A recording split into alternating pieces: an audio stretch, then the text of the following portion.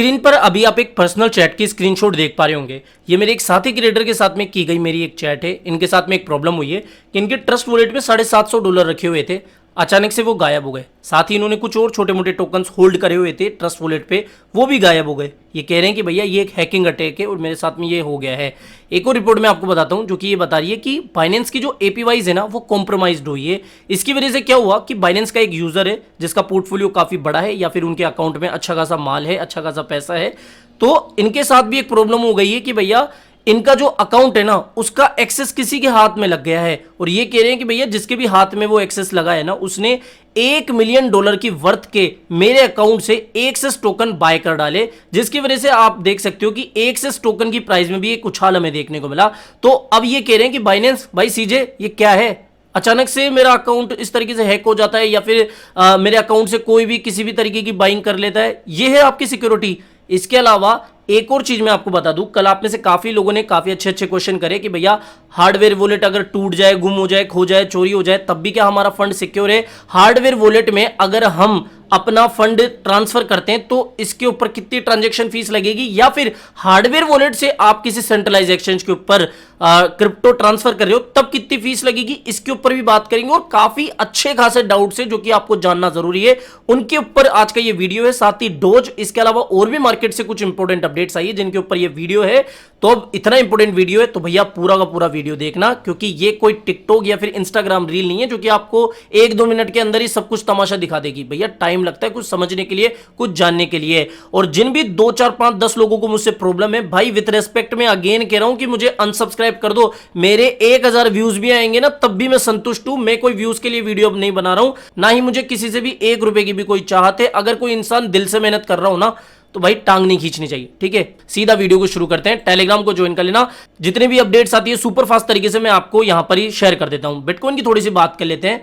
यहां पर आप देख सकते हो कि भैया बिटकॉइन ने लगभग एग्जैक्टली हमारे इसी लेवल से एक अच्छा खासा बाउंस लगाया है। हमने इन लेवल्स के बारे में डिस्कशन ऑलरेडी करा हुआ है कि भैया ये हमारा एक अच्छा खासा सपोर्ट है, यहां से अगेन बाउंस एक देखने को मिल सकता है। और अभी भी आप देख सकते हो अच्छा ये अचानक से ही $700-800 का पंप क्यों आ गया। वैसे टेलीग्राम पर आपने देख लिया होगा, एक यूजर है ट्विटर यूजर जैसन, उन्होंने पूछा कि भैया बिटकॉइन इज 16K अभी, down from 69K a year ago, आगे आने वाले समय में कितना हो सकता है, या फिर where will be it in another year. तो इसके ऊपर मिस्टर मस्क का रिप्लाई आया है कि BTC will make it but might be a long winter. कहीं ना कहीं ये पॉजिटिव बात इन्होंने कही कि भैया जरूर से ये करेंगे, थोड़ा सा विंटर का लॉन्ग टाइम हो सकता है वगैरह वगैरह। तो देखो इसका पॉजिटिव ही इंपैक्ट मार्केट पर पड़ना था जो कि हमें बीटीसी की प्राइस में देखने को मिल गया।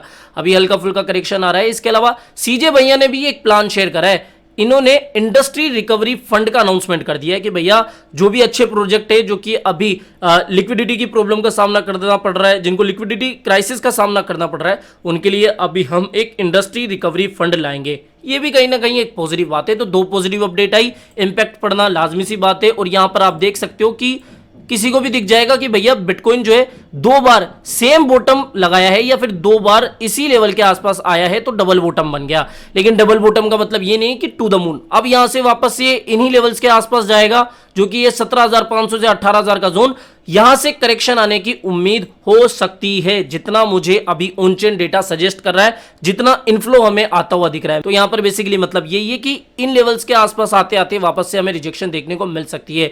मोर एवर यहां पर देखो FTX वालों के ऊपर वापस से इन्वेस्टिगेशन होने वाली है। अब बहामास वाले जो है वो भी क्रिमिनल एक्टिविटीज के तहत इनके ऊपर इन्वेस्टिगेशन करेंगे कि भैया ये हमारा कैसे नाम लगा रहे हैं। अब देखो आपको पता हो कि बहामास में FTX एक्सचेंज के जो विड्रॉल वगैरह थे वो कुछ समय पहले तक चल रहे थे, तो उसी को लेकर ये पूरा मसला है। और इनके ऊपर जो वहां की सिक्योरिटी एंड एक्सचेंज कमीशन है, वहां की जो अथॉरिटीज है, वो इनके ऊपर अब इन्वेस्टिगेशन करना शुरू कर दी है, ठीक है।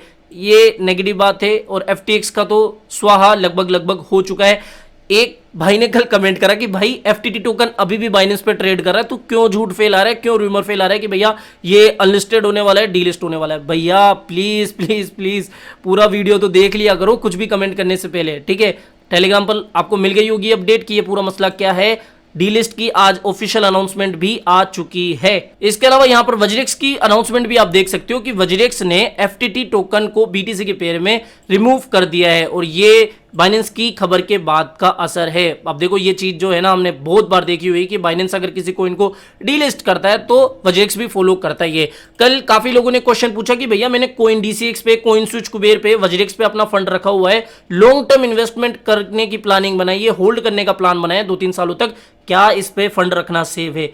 हाल फिलहाल तो सेव है देखो, लेकिन फिर भी अगर ये अपना प्रूफ ऑफ रिजर्व बता देंगे ना कि भैया देखो आपका फंड बिल्कुल सिक्योर है, आपने जो हमारे एक्सचेंज पे फंड रखा हुआ है ना उसका हम कोई गलत यूज नहीं कर रहे, मतलब ये किसी को दे नहीं रहे हैं आपका फंड, ना ही उसका कोई मिसयूज कर रहे हैं, आपका फंड किसी के लोन नहीं दे रहे वगैरह वगैरह, तो अगर ये प्रूफ ऑफ रिजर्व बता देंगे ना तो थोड़ी सी और ट्रांसपेरेंसी बढ़ जाएगी। हाल फिलहाल इतना कोई डरने वाली बात नहीं है, ठीक है। एक ही इंडियन एक्सचेंज ने, जो कि कल मैंने रिपोर्ट कवर कर ली है, उसने अभी तक अपना प्रूफ ऑफ रिजर्व का वादा बोला है कि हम जल्दी बताएंगे। अब देखो डॉज कॉइन से जुड़ी हुई एक अपडेट है, काफी लोग बोलते हैं कि भैया डॉज कॉइन को कवर नहीं करते, जब पंप हो जाता है तब कवर करते हो। मेरे भाई जब कोई अपडेट आएगी तभी तो कवर करूंगा ना, इतना तो कॉमन सेंस सब में होता है। यहां पर एक अपडेट आई है डॉज कॉइन फाउंडेशन से जुड़ी हुई, विटालिक भैया ने काफी बड़ा डोनेशन, दूसरा अनदर डोनेशन डोजकॉइन फाउंडेशन को किया है। डोजकॉइन फाउंडेशन में जो विटालिक बुटेरिन है एज अ सलाहकार के रूप में अभी पोस्टेड है, या फिर अपनी जो एडवाइजेस है वो डोजकॉइन फाउंडेशन को ये देते हैं। तो 20 मिलियन डोजकॉइन उन्होंने अभी डोनेट करा है डोजकॉइन फाउंडेशन के अंदर, ठीक है। पिछले साल डोजकॉइन फाउंडेशन बनी थी, इनका प्लान हुआ था कि भैया हम वापस से रिस्ट्रक्चर करेंगे, वापस से डोजकॉइन को मजबूती देंगे या फिर बुनियादी तौर पर इसको स्ट्रॉन्ग करने की कोशिश करेंगे, लेकिन हाल फिलहाल तो कोई अपडेट नहीं आई है, इससे मैं भी ना खुश हूं। काफी लोगों का ये भी एक सवाल होता है या फिर शिकायत होती है कि भैया पिछले साल तो आप डोज वन मिशन की काफी अपडेट दिया करते थे, अब तो कुछ बोलते ही नहीं हो, देखो आपने तो सिर्फ हाइप बना के छोड़ दिया वगैरह वगैरह।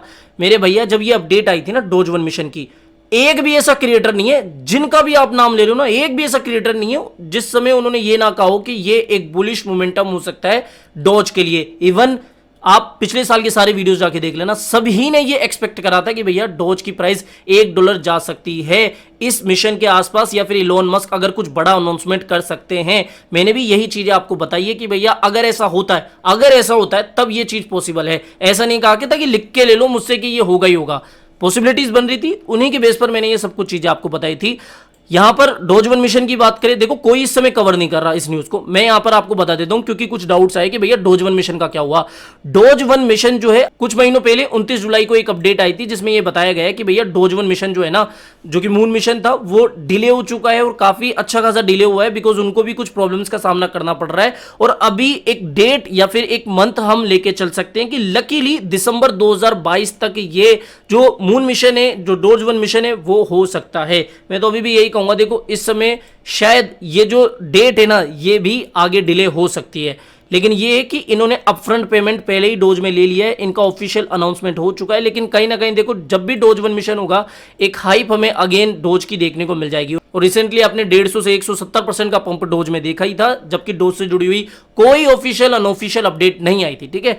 तो ये डोज वन मिशन से जुड़ी हुई अपडेट है, इसलिए मैं आपको ये बता रहा हूं। काफी रिक्वेस्ट आ रही थी, काफी लोग पूछ रहे थे, इसलिए मैंने इसको कवर करा।